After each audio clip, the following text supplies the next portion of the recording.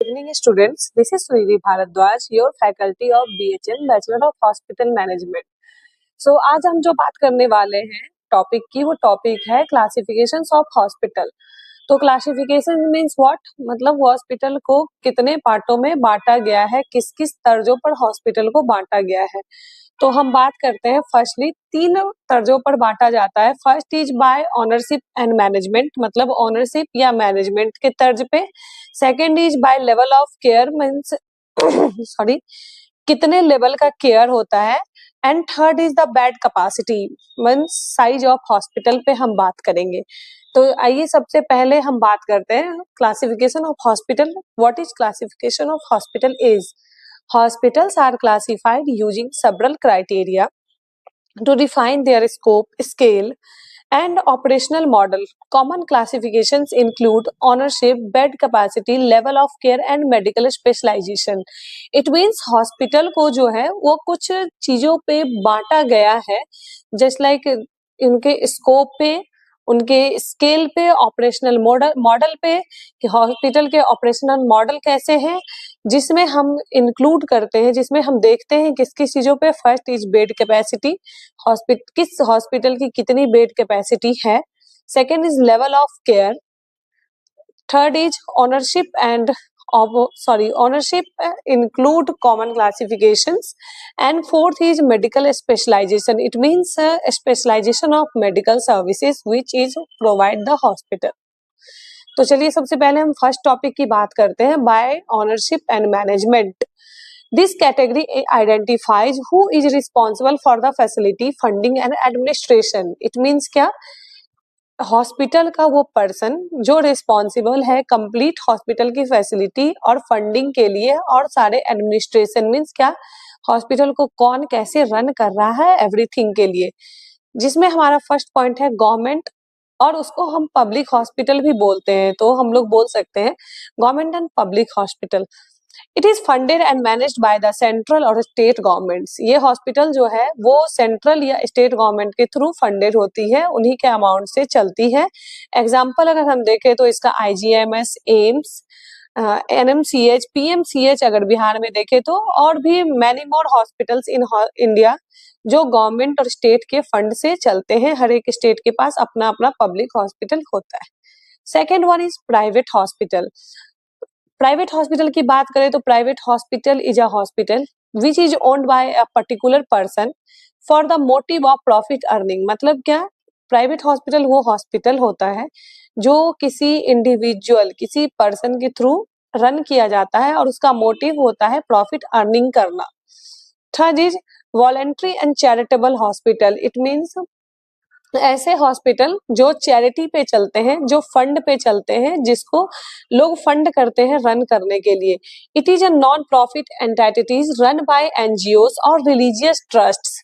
ऐसा हॉस्पिटल जो या तो NGO रन करती है या तो कोई धार्मिक ट्रस्ट रन करते हैं. जैसे अभी आपको एक एग्जांपल देखने मिल जाएगा, गुरुद्वारे में जो हॉस्पिटल होते हैं हमारे, वो रिलीजियस फंडेड हॉस्पिटल हैं. उनमें फंड से ही हॉस्पिटल का सारा ऑपरेशनल कॉस्ट निकाला जाता है.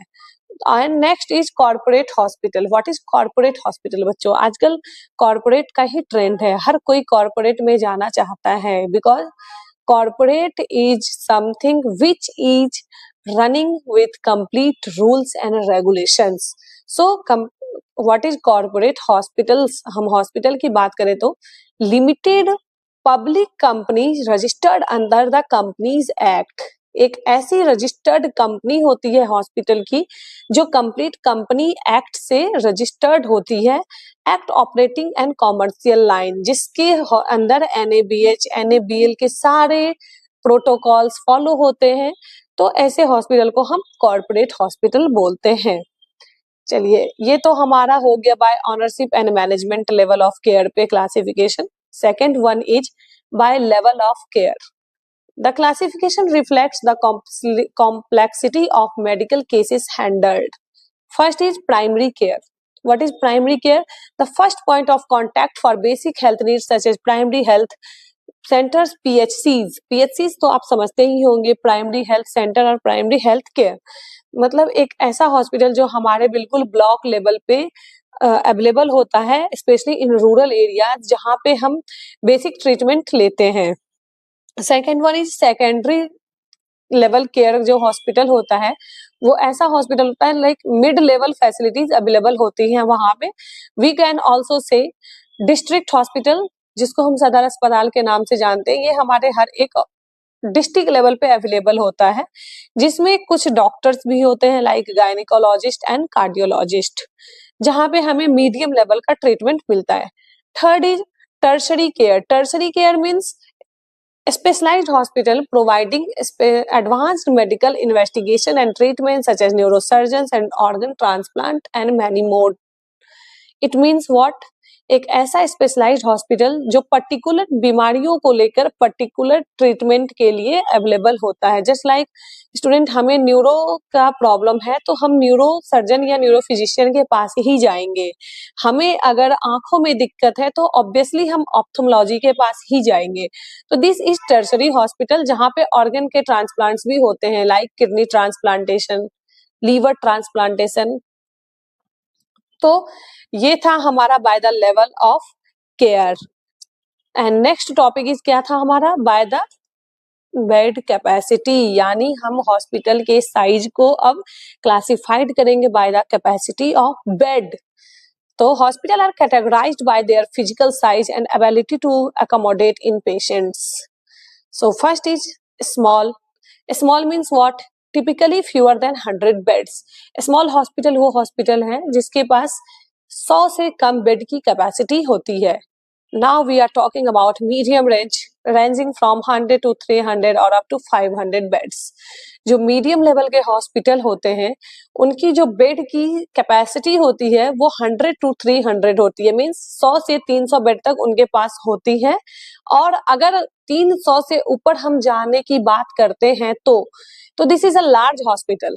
Generally more than 500 beds often found in metropolitan cities। जितने भी मेट्रोपॉलिटन सिटीज हैं स्टूडेंट्स, उसमें हमारे पास ज्यादातर लार्ज हॉस्पिटल हुई मिलते हैं जिसमें 500 प्लस बेड्स की कैपेसिटी होती है। तो ये था हमारा क्लासिफिकेशन ऑफ हॉस्पिटल। अब हम नेक्स्ट क्लास में नेक्स्ट टॉपिक की बात करेंगे। So thank you so much.